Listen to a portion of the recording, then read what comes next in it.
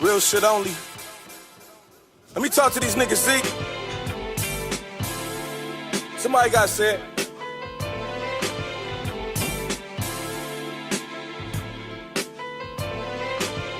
Shit. You niggas run the IG for inspiration, cause your immediate circle ain't good for shit but hating. How you hustling just to get complacent? We never settle. Run these bitches, then we pick replacements. Something that about you my did, money, and this is the second time I seen you do this. Shout out to my young partner AON. But recently you went viral with the Shirley, what's her Shirley Ju? Yeah. Interview, and you shut down the sex question.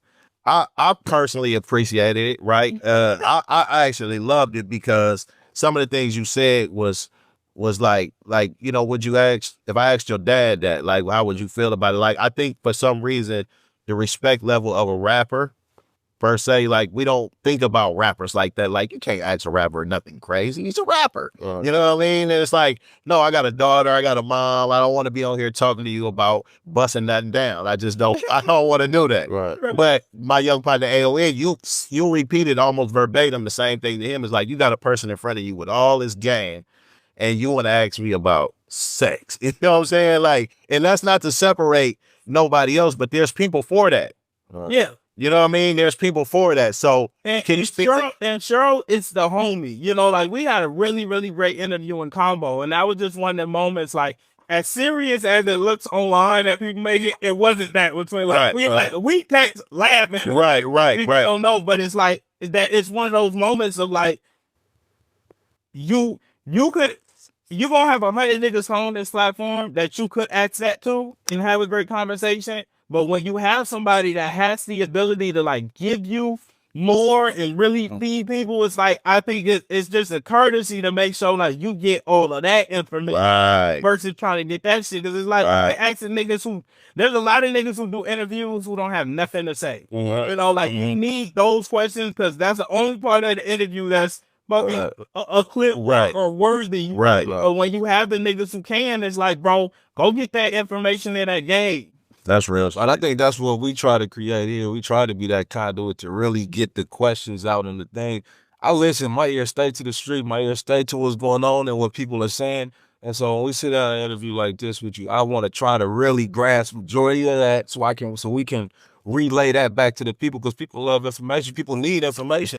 Wherever I'm at when I'm talking hip hop, you one of my talking points. Like, especially when niggas complaining. I be like, nigga, why you don't do what LaRussell doing? Nigga, like, Niggas hate that.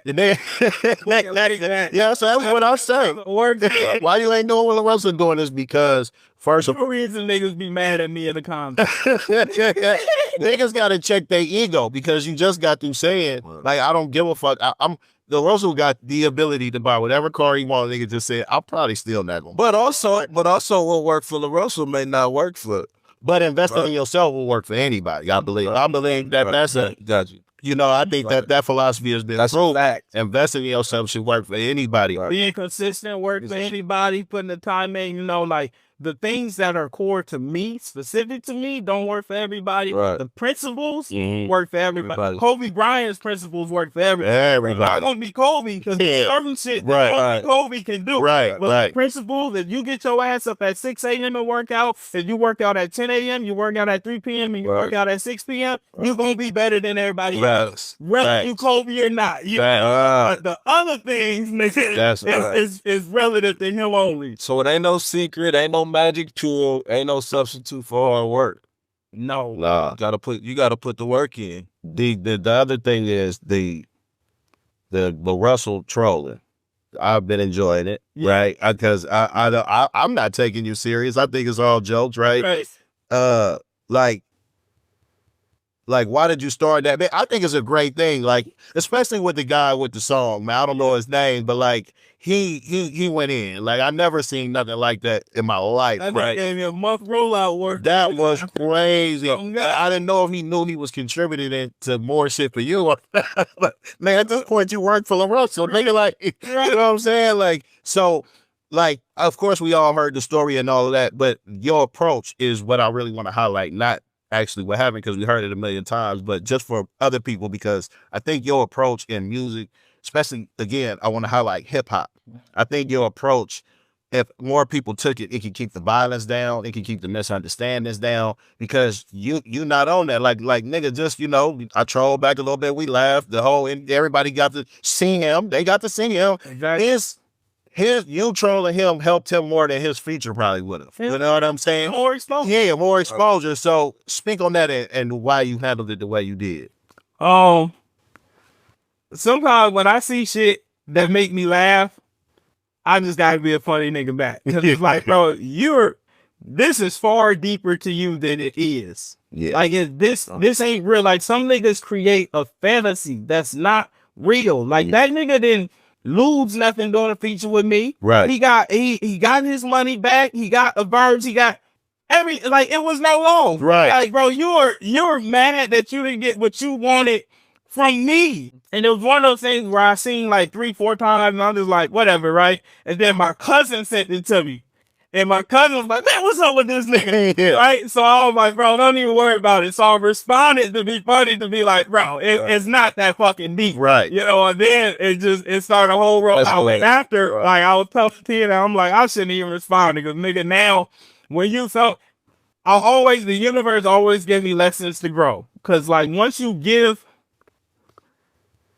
sometimes once you start, you can't stop. Right. Like if you started rolling down the hill, you can't stop rolling down the hill. And I had to do so many comments and shit after that. I was just like, next time I'm just gonna sit my ass down. I'm like, I'm just leaving. No, he said the ecosystem. Yeah, that's right. But it's almost the Jay-Z. If I shoot you, I'm brainless. You shoot me, he's famous. What's a nigga to do? Yeah, you know what I'm saying? That was the give back. Closing out. Next for good company. In my mind, I mean, I see everything. I see skyscrapers. I see drones and helicopters. Before we get to that, I would like you on the wake and the heels of what's going on in Stockton. What happened with the mass shooting? A lot of it is attached to, you know, hip hop and rap music. I would like to get some thoughts on what you could tell the youth about the type of music, the content, the lifestyle. You know what I mean? And Richie Rich had something to say about that too. I don't know if y'all caught it, but he wrote a long statement that said kind of like talking about his guilt of how he felt about making. I would love to check that out. Wow, yeah. Got you here. I would like you just to say a couple words and your thoughts on that situation. Man, I just had the owner of Thizzler in my living room a few weeks ago. Cause you know I did a video about Thizzler and then we ended up getting on the line and he came over and I was telling him just like how detrimental the effect, like he partially responsible. Absolutely. You know, like how detrimental what he's cultivated and curated has done. And he tried to flip it as like, well, you can't not give people opportunities because they come from this and that. And I'm like, no, that's not what we're saying. I'm telling you not to reward people when they decide to go detriment their community. I'm not saying they don't deserve a platform. I'm saying I'm not going to give you one. Maybe I'll help you in another way, but I'm not going to broadcast you to the world. And you're wrong. You ain't let your children listen to this, but yet you promoting it and running ads behind it and screaming and in the name of, no, I'm actually helping people.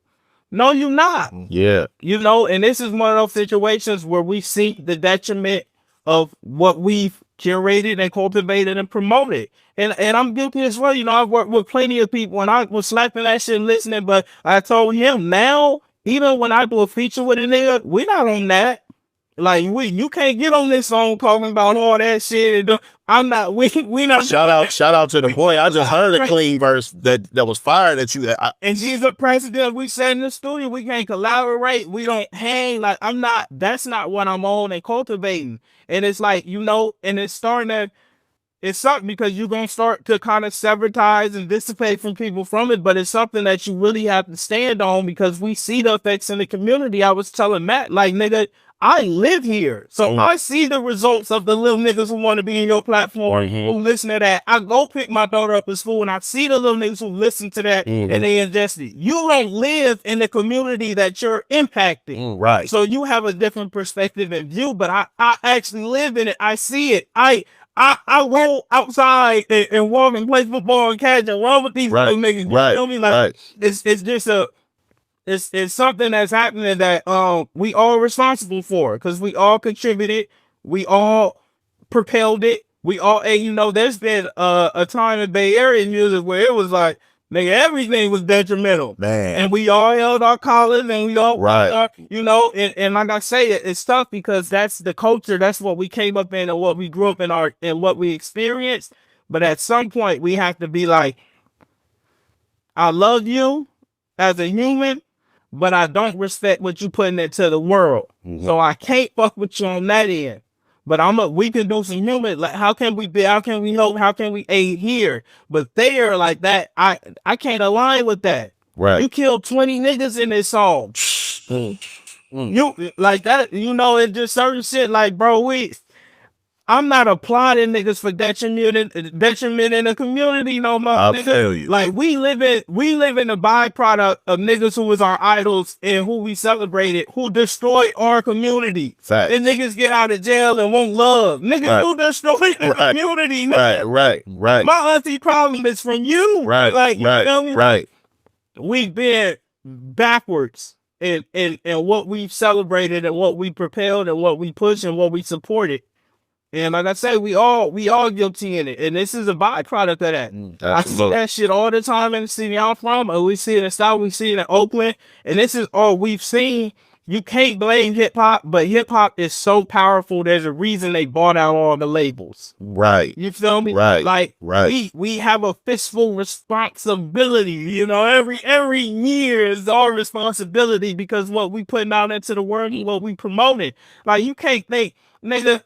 Most of us knew a song before we even knew how to do division. Facts. So you're not gonna tell me it's not impactful or it's not hip hop and shit. It's like, bro, some of us was raised on music. You feel me? Like it is too impactful for us to just treat it like, oh no, let them little niggas just rap. Let them do that. You because some of them, they not even living it. The hip hop end up making them live it because they lying and now they just testing them. Now they got to turn into a whole different person that they never was just to live the shit that they rapping because they heard another nigga rapping and go viral and this will put them on the main feed and make sure everybody, you know, like.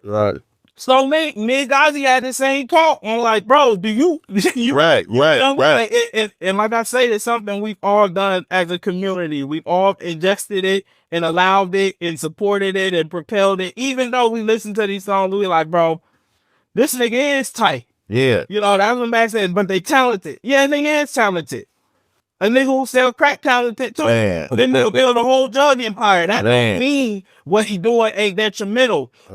And it's a problem far deeper than the music. Like it's within the community, but it's something that when we stop being complicit and we start telling niggas like, nah, that's not good. Like I was riding my bike one day, I was on shrooms, and I went down Sonoma, where I'm from, and it's hella prostitute younger. Like Sonoma known for that shit. Right. And that shit, like that was the first time in my life, like it hurt me. It broke my heart, and it was like, damn. I know niggas who been pimping since I was and it's like you complicit, wrong, and you cool. Like the nigga fly nigga got the card. Right. And it's like nigga, you not cool, nigga, you a loser. Right. Like all that shit.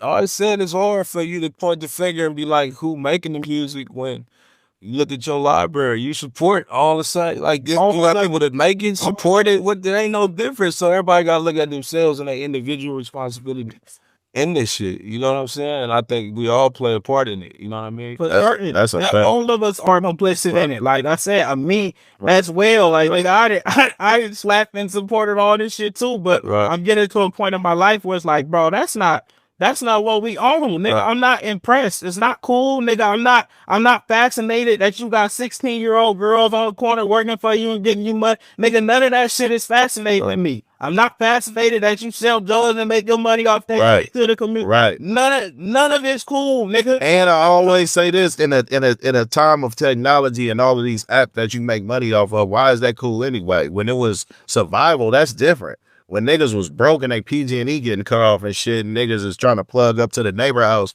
that's different than actually being in today's time and still living like back then. Because it was never just survival. because there was another nigga coming up in the same community, in the same apartment buildings, in the same complex with the same situation at home, who chose a different alternative route and found success as well. That's why like certain niggas be mad at me, because they came from the same predicaments and situation. I grew up in the same neighborhood, in the same bus, went to the same schools, but I made something of myself. And niggas are feel away because they did it, knowing that they could have because I did it. You feel Right. So it's like, we can't get an alternative of like niggas who just in survival. It's like, yeah, niggas was, but so was the other niggas who choose the other. You feel like, it's a nigga in the Fortune 500 company who got the same story, who like, man, my mom was on dope, but I ended up doing this. So we can't keep using that. You feel me? At some point, some of these niggas 40 and 50 and they still on that. They still doing it. Yeah, like you 40 and you 50, you old, you as old as the game you claiming. Man, that's crazy. That shit don't make no sense. That's crazy. It don't make no sense. We don't get niggas to say this shit and speak on this shit and be like, nah, we not complicit in it. It's like, I just seen this shit with 50 Cent, you know, he did that Diddy doc. Right. And he did an interview and he was like, I don't want people to think that hip hop is okay with this and we complicit in it. Right. That was one of the things where I was like, I agree with this nigga. Yeah. You know, to the degree at which he decided to handle that is within him. Right. But I agree, like, nigga, we not. I don't support that. We ain't with that shit. Yeah. And none of us should be, but all of us be. Yeah. You know, like, Yeah. That's real. That's real. It's so crazy that you said this because I had during the pandemic, I had a discussion with Matt on live kind of about that, right? And the thing with Thizzler was Bay Area based. But at the point where Filthy Rich and Mozzie started beefing, he started posting Sacramento. Like, not because you wanted to, because I feel like if you was going to open the platform, open it up for Jersey, open it up for Texas, don't open it up for Sacramento because a Sacramento and Oakland rapper is beefing. I just thought that was the worst, just most culture vulture shit I ever seen in my life. And he admitted to it. He said, we absolutely started posting them because the beef was happening. And so when you look back at it, posting other people that's not even from the Bay, which he should have been posting Stockton people anyway, but posting other people not from the Bay is rooted in bullshit anyway. So the idea of even posting those guys is rooted in, hopefully they get on here and diss each other. You know what I'm saying? Views. So that shit was always fucked up. It's just what it's rooted in is fucked up. And that just goes for me. Sometimes it's hard to speak on it as a person that does podcasts because when I watch Trap Lord Ross or I watch Adam 22 or I watch Vlad make fun of gang shit and make light of it, that shit just fuck with my soul. You know what I'm saying? So like, if I see a nigga put on the Astros hat and then put on a Yankees hat, knowing that that's two different rival gangs, it's like, why is that funny? Right. Or what's you know them niggas is dying right down there in a war, but you're just sitting up here some white man playing on the camera. You know what I'm saying? Like that shit I just never thought it was cool. Kids. Yeah. Right. Like they kid. And one thing I would like with this music shit, bro. Kids is like kids. Yeah. Like influence is that heavy. Like I done had a nigga, we been shooting. Nigga, how about called a big ass gun? Hey, I want a picture. Yeah. Yeah. All that shit went away because it's like, bro, I fuck with you and you love it. Right. I'm out there racing niggas. Right. But they back to because that's the power of that influence. Like a kid will go any way that you guide him. Right. And that's why so we ain't known that. We could take a picture with him. I like that. I do feel like, you know, the point we was making earlier about everybody individual responsibility, because to me it's easy for us to like, yeah, we can look at the culture vultures and we can look at the Vlads and Adam 22s and all these different things of our platform.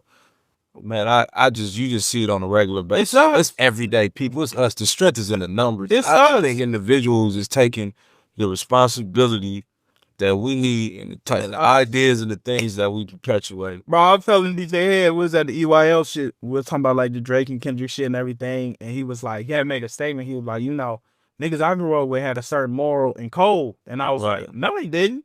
He was like, no, where I'm from. I said, no, they didn't. I said, nigga, our whole life, we knew niggas who was beating on their bitches, niggas who was killing niggas, murder, serial killers, nigga, best friends, like, our whole life. Right. Like, we not gonna act like niggas just all of a sudden he got some type of war for my whole life. And what I mean by that is you have a backyard barbecue right now, you put 10 niggas from where we from in the backyard chilling.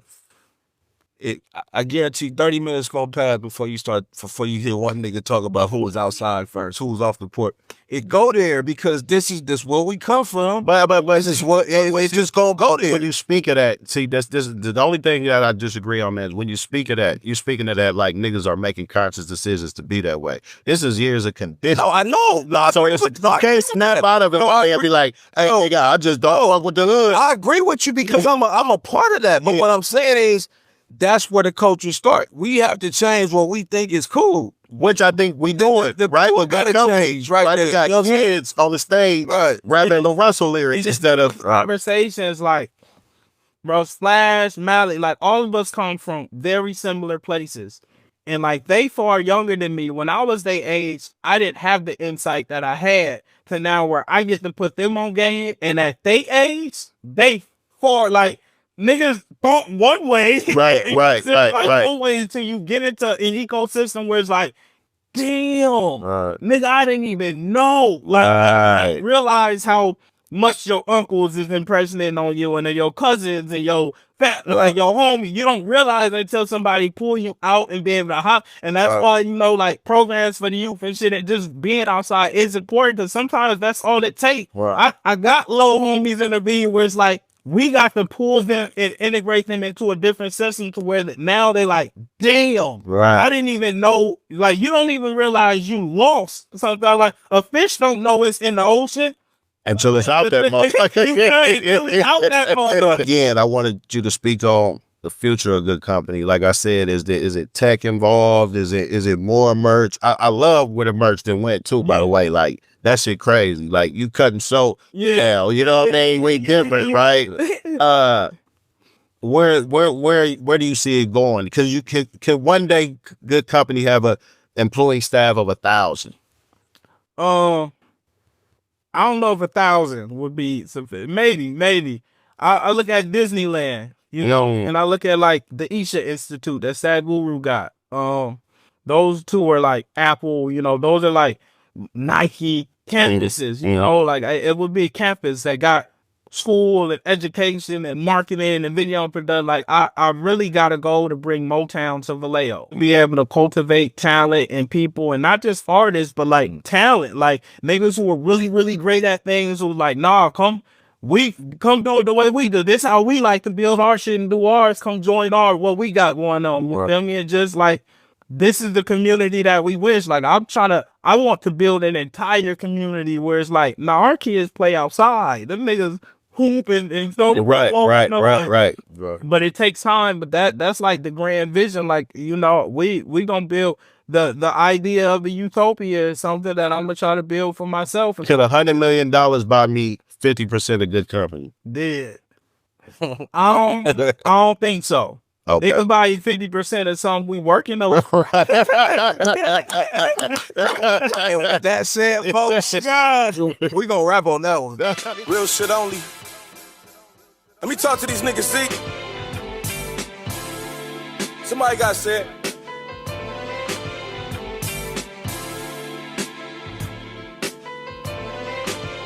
Shit.